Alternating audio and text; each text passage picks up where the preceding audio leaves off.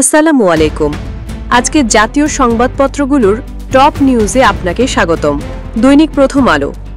নির্বাচনমুখী হচ্ছে দলগুলো, ভোটের প্রস্তুতি এগিয়ে নিচ্ছে নির্বাচন কমিশন।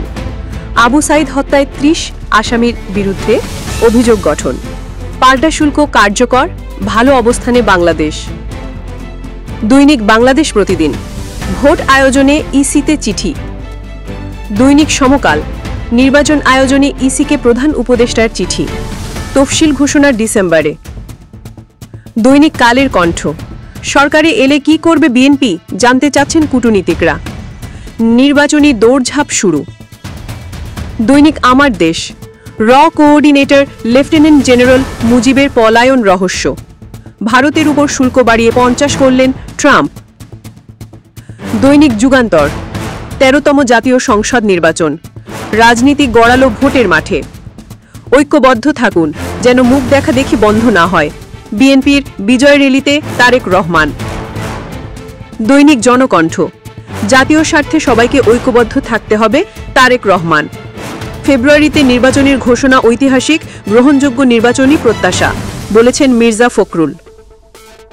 দৈনিক ইত্তেফাক।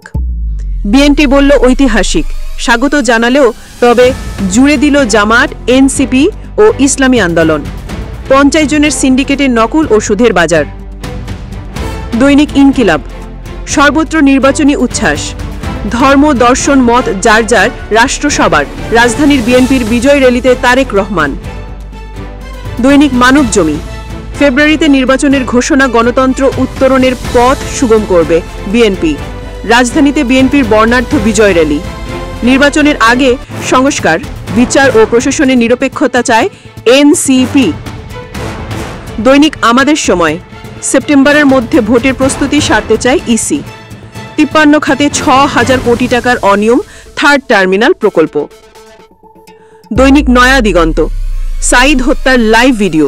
২ পুলিশকে গুলি করতে নিজের চোখে দেখেছি, ট্রাইব্যুনালে রিনা মুর্মু। গাজা দখলে ইসরায়েলি পরিকল্পনায় গভীর উদ্বেগে জাতিসংঘ। দৈনিক আলোকিত বাংলাদেশ। ভোটের ঘোষণাকে স্বাগত বিএনপির, অন্যদের ভিন্ন সুর। জুলাই ঘোষণাপত্রে সন্তুষ্ট বিএনপি, নাখোশ জামাত, এনসিপি। দৈনিক কালবেলা। নির্বাচনী ট্রেনে উঠেছে দেশ, দলগুলোর মুখ দেখা দেখি যেন বন্ধ না হয়। বিজয় র্যালিতে তারেক রহমান। এই ছিল আজকের সংবাদপত্রের টপ নিউজ। সাথেই থাকুন জামান মিডিয়ার।